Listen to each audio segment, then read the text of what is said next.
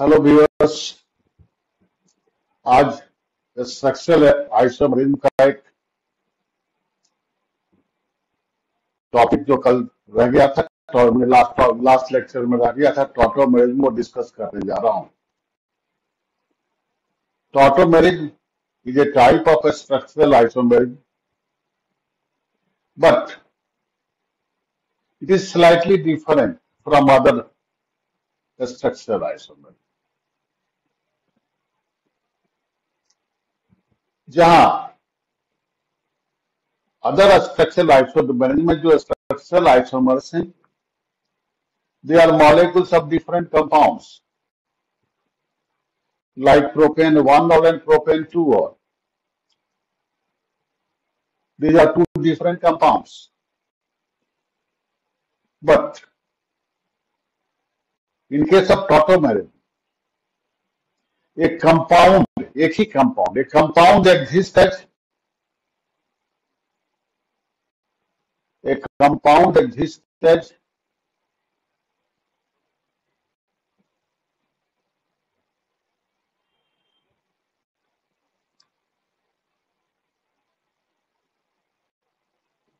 two or more molecular forms having different molecule differing by relative position of a hydrogen atom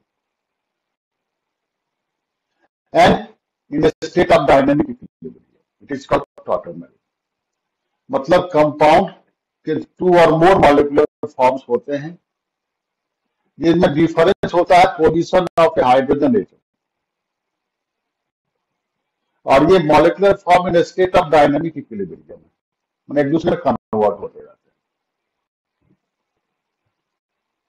तो ये hydrogen atom का जो position है उसके बारे में बोल रहे हैं।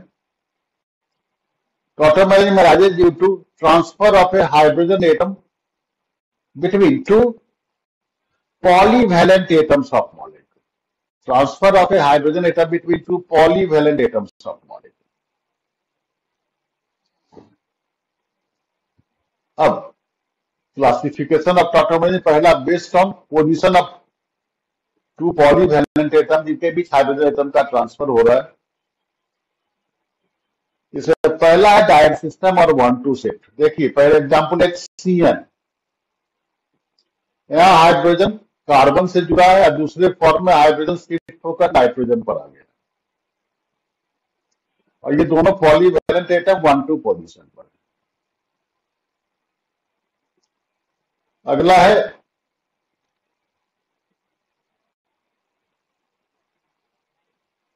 ट्रायड सिस्टम और 1-3 शिफ्ट, जिसमें हाइड्रोजन एटम 1 से शिफ्ट होकर एटम 3 पर आएगा। देखिए यहां हाइड्रोजन एटम इस कार्बन पर है या इस कार्बन पर है, जो शिफ्ट होकर 2 का कार्बन 3 ऑक्सीजन पर आ रहा है। हाइड्रोजन एटम ये 1 कार्बन से शिफ्ट होकर 3 थर्ड पोजीशन पर ऑक्सीजन पर आ रहा है। तीसरा 1-5 शिफ्ट होगा, बट ये shift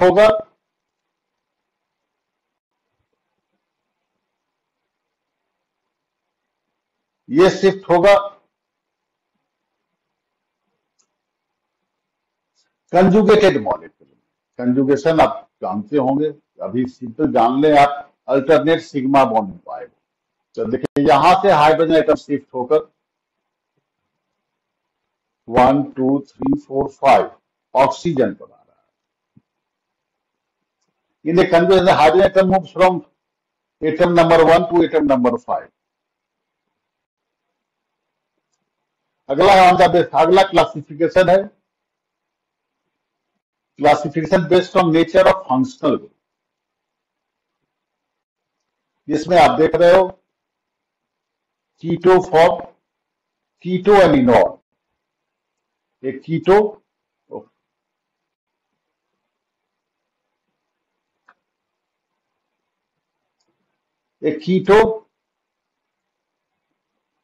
and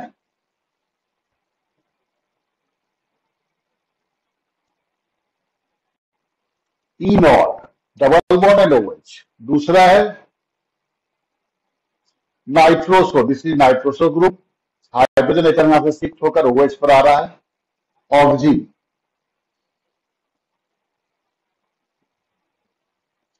nitroso and oxygen. Third है नाइट्रो एंड AC। यहां देखिए ये नाइट्रोजन यहां से शिफ्ट होकर एन डबल बॉन्ड ऑक्सीजन पर जा रहा है, ये नाइट्रो ग्रुप का, ये C. Imine and enamine, this is imine, C double bond, carbon double bond NH, hydrogen atom shift होकर NH2 मतलब इनेमीन, इसको इनेमीन बोल रहे हैं। डाइनॉन, दिस इज डाई, दो डबल बॉन्ड है, दो ओन, डाइनॉन से phenol. Next cyano and iminium, this is cyano group and enamine. अब वेरी इंपॉर्टेंट पॉइंट पर आ गए हैं, कंडीशंस फॉर टॉटोमेरी। ये क्वेश्चन खूब बनता है कि which of the following molecule can exhibit और नॉट एग्जिबिट टॉटोमेरी। इसको जज करने के लिए पहला देखिए, functional group in molecule is electron withdrawing in nature and consisting multiple bond between two atoms of different electronegativity, like C double bond O, C triple bond O, and double bond O.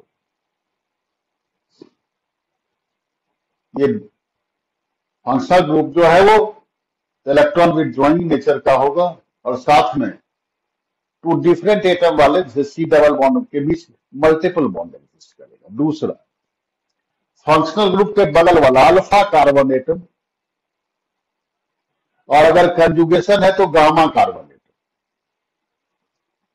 Alpha का beta फिर gamma, अगर conjugation है तो वो molecule, वो carbon atom sp3 hybridised हो, sp3 hybridised हो। दूसरा, इससे कम से कम एक हाइड्रोजन एटम जुड़ा हो, और तीसरा वो कार्बन एटम ब्रिज हेड नहीं बना रहा। तीन कंडीशन, sp3 हाइब्रिडाइज्ड हो, उससे कम से कम एक हाइड्रोजन जुड़ा हो, और वो ब्रिज हेड नहीं फॉर्म कर रहा। जिसे देखिए एग्जांपल दे रहा हूं, ये फंक्शनल ग्रुप है, ये अल्फा है, ये अल्फा है। ये अल्फा जो है देखिए ब्रिज हेड बना रहा है, इधर से हाइपर कंजुगेशन नहीं होगा, इधर से होगा। इस साइड में दोनों दो हाइड्रोजन है, हो जाएगा हाइपर कंजुगेशन। एक अल्काइल एक हाइड्रोजन, हाइपर कंजुगेशन हो जाएगा, लेकिन यहाँ दोनों अल्काइल है, यहाँ से एक भी हाइड्रोजन नहीं है, इधर से तो होना नहीं है, इसलिए ये नहीं शो करेगा। Now stability of tautomers on basis of bond enthalpy value,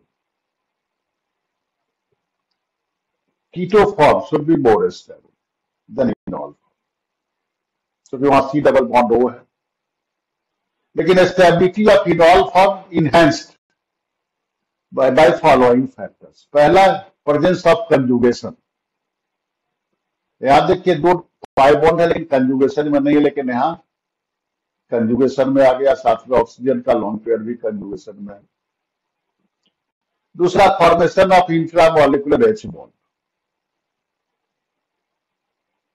तीसरा, presence of electron withdrawing group in molecule. अब आपको पहले बताया कि जो फंक्शनल ग्रुप है वो इलेक्ट्रॉन विथड्रॉइंग नेचर का है। चौथा, सब्स्टिट्यूशन। इनॉल फॉर्म जो है वो C डबल बॉन्डों के साथ अल्कीन की तरह बिहेव करेगा। अगर इस पर ग्रेटर सब्स्टिट्यूएंट है, मतलब greater number of hydrogen atom for hyper conjugation available है, तो मोड स्टेबल है। जैसे इसका देखिए, दो इनॉल फॉर्म हो सकता है, इधर से होगा तो ये बनेगा, इस साइड से होगा तो ये बनेगा, और इस साइड से होगा तो ये बनेगा। तो देखिए यहाँ डबल बॉन्ड से हाइपर कंजुगेशन के लिए 3 हाइड्रोजन यहाँ और 3 हाइड्रोजन, 6 हाइड्रोजन है, और यहाँ डबल बॉन्ड से हाइपर कंजुगेशन के लिए 2 ही हाइड्रोजन, इसलिए मोर स्टेबल होगा। प्रेजेंस ऑफ बल्की ग्रुप, देखिए अभी ये carbon atom sp3 hybridised bond angle 109 degree 28 वाला, लेकिन दो बल्कि ग्रुप है, रायल ग्रुप लगे। अगर ये इनॉल फॉर्म में आता तो हाइब्रिडाइजेशन sp2 हो जाएगा। और अब इसका कॉर्डिनेशन नंबर 3 है, इसलिए बल्कि ग्रुप का अकोमोडेशन आसान हो जाएगा, इसलिए इनॉल फॉर्म मोर स्टेबल हो जाएगा। Now polarity of solvent. अगर ऐसे आप एक्वस मीडियम में लेते हैं तो जो इंट्रामॉलिक्यूलर हाइड्रोजन बॉन्ड बनना है इनॉल फॉर्म में, उसमें वो डिस्टर्बेंस पैदा करेगा। और नॉन पोलर सॉल्वेंट में इंट्रामॉलिक्यूलर हाइड्रोजन सक्सेसफुली 100% बनेगा। इसलिए नॉन पोलर सॉल्वेंट के लिए इनॉल फॉर्म मोर स्टेबल होगा, पोलर सॉल्वेंट में कीटो फॉर्म सिस्टम भी घट जाएगी। ना examples of keto enol form देख रहे हैं आप, यह कीटोन के लिए है, स्टेबिलिटी आपको बता। यहाँ मेनली कीटोन फॉर्म है, 99.9% एल्डिहाइड हुआ, keto acid, keto ester and diketone. देखिए ये तीनों, यहाँ एसिड ग्रुप है, यहाँ ईस्टर ग्रुप है, यहाँ कीटोन ग्रुप। इस तीनों इधर राइट से इधर राइट पार्ट सेम है। तब electron withdrawing nature, minus I effect ketone का ज्यादा होता है देन ईस्टर देन कार्बोसिल। इसमें देखिए यहाँ सबसे ज्यादा इलेक्ट्रॉन विड्रॉइंग नेचर है, तो यहाँ इनॉल फॉर्म सबसे ज्यादा और कीटो से ज्यादा स्टेबल हो जाता है। जैसे जैसे इलेक्ट्रॉन विड्रॉइंग ग्रुप का नेचर बढ़ रहा है, इनॉल फॉर्म का परसेंटेज बढ़ रहा है, carboxyl group, Easter group and ketone group. Phenol ये एरोमेटिक कैरेक्टर के कारण इनॉल फॉर्म में ही एग्जिस्ट करता है, ऑलमोस्ट 99.9%। साइक्लिक डाइकीटोन ये 100% ये इनॉल फॉर्म में एग्जिस्ट कर सकता है, इसलिए इसको स्यूडो टॉटोमर भी बोलते हैं। अब ये देखिए, ये साइक्लिक डाइकीटोन है और ये एलिफैटिक डाइकीटोन। जहां साइक्लिक डाइकीटोन का बताया कि ये टोटली इनॉल फॉर्म में एग्जिस्ट करेगा, लेकिन एलिफैटिक डाइकीटोन जो है वो टोटली कीटो फॉर्म में एग्जिस्ट करेगा।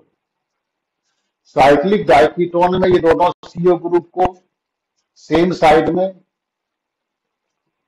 रहना ही है, क्योंकि इधर रिंग बन रहा है, जबकि एलिफैटिक में ये एंटी फॉर्म में एग्जिस्ट करता है और इसका ये कीटो फॉर्म होगा। तो ये ऑक्सीजन और ये वो अलग साइड में इंट्रामॉलिक्यूलर हाइड्रोजन बॉन्ड नहीं बनेगा, इसलिए इनॉल फॉर्म स्टेबलाइज नहीं होगा और ये टोटली कीटो फॉर्म में ही एग्जिस्ट करेगा। एक और इंपॉर्टेंट चीज बताऊं, यहां ये देखो, कीटो की एल्डिहाइड ओडी माइनस और D2O से ट्रीट किया जाता है। मैकेनिज्म दिखा रहा हूं। पहले ओडी माइनस से यहां से H+ लिया, कार्बन आयन जनरेट हुआ, फिर इसका ये रिजोनेटिंग स्ट्रक्चर है। अब D2O ये ओडी दे दिया, ये बताओ दिखा रहे हैं। यहाँ डायनेमिक इक्विलिब्रियम में फिर से जब ये कीटो फॉर्म में आएगा तो ये ड्यूटेरियम शिफ्ट होकर यहाँ आ जाएगा और CD bond stronger than CH bond होता है, इसलिए सारा इनोलाइजेबल हाइड्रोजन धीरे धीरे करके जो enolisable protium hydrogen atom deuterium से रिप्लेस हो जा रहा है। This is all for tautomerism. Next lecture में हम लोग स्टीरियो आइसोमेरिज्म में कन्फॉर्मेशनल आइसोमेरिज्म टेकअप करेंगे। होप आप चैनल को सब्सक्राइब कर लें और बेल आइकन को प्रेस करें, जिससे कि नेक्स्ट लेक्चर का नोटिफिकेशन आपको टाइमली मिल जाए।